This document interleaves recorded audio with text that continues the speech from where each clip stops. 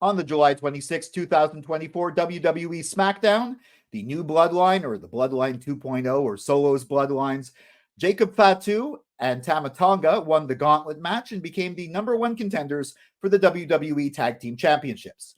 And next Friday on SmackDown, just ahead of SummerSlam, they're going to fight DIY, Johnny Gargano and Tommaso Ciampa for those belts. And here's why I think they're most definitely going to win. Welcome to Silo Voice Wrestling on YouTube and the Silo Voice Wrestling podcast, wherever you get your podcasts. I'm Jason C. McLean. Make sure you like, share, subscribe, and of course, ring that bell for notifications to get all my wrestling hot takes, cold takes, simmering takes, WWE PLE reviews, like my review of SummerSlam coming up, also prediction videos like my SummerSlam predictions, wrestling opinion pieces like this one, and assorted thoughts on Raw and SmackDown. Now, this week, I'm actually not going to do a total assorted thoughts on SmackDown because SmackDown was pre-taped, which usually doesn't disqualify it. Some stuff did happen. We had LA Knight versus Santos Escobar with Logan Paul interfering. We had, in a tag match, Nia Jax pinning Bayley because her partner, Mia Yim, was knocked out. Stuff did happen, but it's the kind of stuff that I've already expressed opinions on or don't really have enough to go on to express an opinion.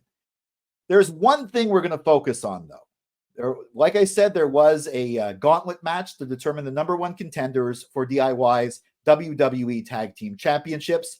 The Bloodline were entered, but Tama Tonga and Tonga Loa, but that changed at the start of the show. See, Tonga Loa got some sort of an eye injury last week when they were running in on Cody Rhodes and Kevin Owens.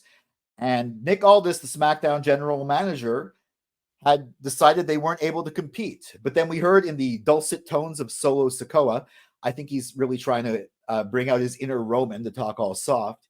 He informed Nick Aldis that, yeah, there's other members of the Bloodline. In fact, Jacob Fatu is going to be in the match. And Nick Aldis was okay with that. And the moment I heard Jacob Fatu was in the match, I was absolutely certain that the Bloodline were going to win. We started off with Apollo Crews and Baron Corbin versus Legado del Fantasmas, Angel, and Berto. Even though I was sure neither of these teams were going to end up winning the gauntlet, I was really happy that Corbin and Crews finally got a win. Yes, it does count as a win in a match if it's a win in a match, even if it's just the first match in the gauntlet and you don't go much beyond that. But still, Legado won by cheating last time. These guys won. I'm glad they moved on to the next round. Of course, when their next opponents were the Street Profits, I was pretty sure they were going to be eliminated. And sure enough, they were. Yeah, it was a good match. These were all pretty good matches. But yeah, the Street Profits, of course, moved on. Next, they took out Pretty Deadly. Of course, no surprises there. I mean, Pretty Deadly will probably win at some point. I mean, they're heels, but they're heels that never win. But still, when I saw they were the next stop, I was like, okay, fine. The Street Profits are going to go to the end, but they're going to lose to the Bloodline. And sure enough, the OCs, Gallows and Anderson, were next. It was a tough match. The OC looked strong.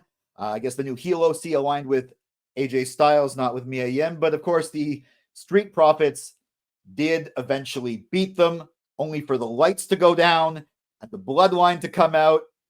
All of the Bloodline, that is. It was a good match. Street Profits did have a chance for a while, but of course, Jacob Fatu eventually won the match. And the whole group raised the ones. So why am I so sure that members of the Bloodline 2.0, Jacob Fatu and Tama Tonga, are going to win the Tag Team Championships next week? Well, two reasons. The first reason is the same reason why I was sure they were going to win tonight at the very beginning of the show, once Jacob Fatu was substituted in.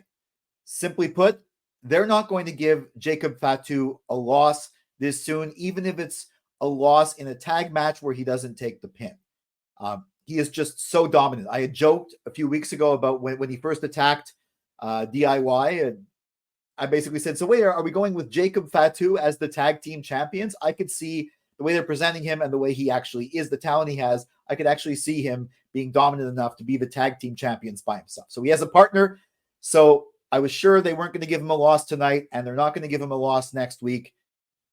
The Bloodline 2.0, or Jacob Fatu and Tama Tonga, are going to become the WWE Tag Team Champions. That's one reason.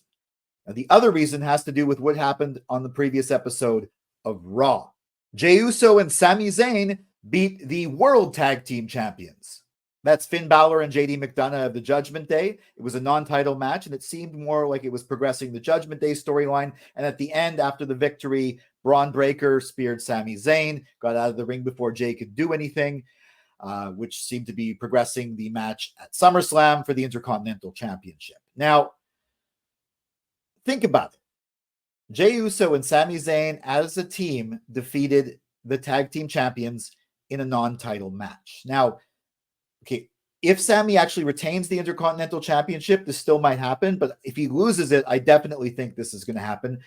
I kind of leave that part out because I don't like to talk about Sami Zayn losing. I'm a huge Montrealer. I'm a huge Sami Zayn fan, but I acknowledge the fact that it's possible he does lose at SummerSlam. I'm going to have a prediction video about that. If he does, I could see Jey Uso coming to him on the following Raw saying, hey, Us, I know you're sad you lost the belt there. Maybe he was cheated out of it. I don't know.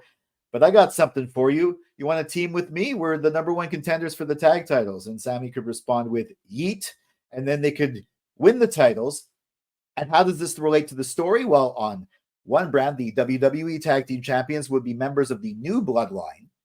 And on Raw, the World Tag Team Champions would be members of the former Bloodline. So you see what's happening. They're obviously building to War Games at Survivor Series. I'm pretty sure it's going to be Bloodline against Bloodline. Now, Roman will obviously be on the good side. People are already chanting, we want Roman, with Solo, Jacob, and the Tongas on the other side. So if Roman can make peace with Jey and Jimmy Uso and bring Sami Zayn into it, the two of them having the tag titles, and on the other side, the two Bloodline members having the tag titles really sets that in motion and brings us closer to the real Bloodline Civil War. I'm pretty sure The Rock's going to come into it somehow. I have a strong feeling he's going to be the one pulling the strings on Solo's Bloodline as the final boss, endorsing Solo as the tribal chief. We're going to see what happens, but I think that the Sami Zayn and Jey Uso winning the Raw Tag Team the World Tag Team Championships brings us that much closer to the Bloodline Civil War. But of course, for that to actually work, Jacob Fatu and Tama Tonga of the Bloodline 2.0 have to win the WWE Tag Team Championships, which I think they're going to do on Friday. So what do you think of my take? Do you agree with me? Do you disagree? Do you somewhat agree on half and not the other half? Do you think this was a worthwhile way to not do a general assorted thoughts on SmackDown? I kind of think this episode didn't deserve it, but I did think this was an interesting thing to talk about. Let me know your thoughts in the comments.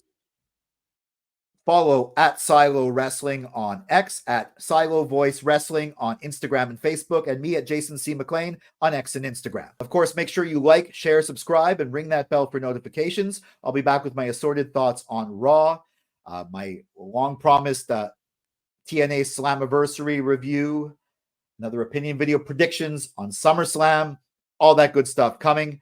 For Silo Voice Studios in Montreal, I'm Jason C. McLean.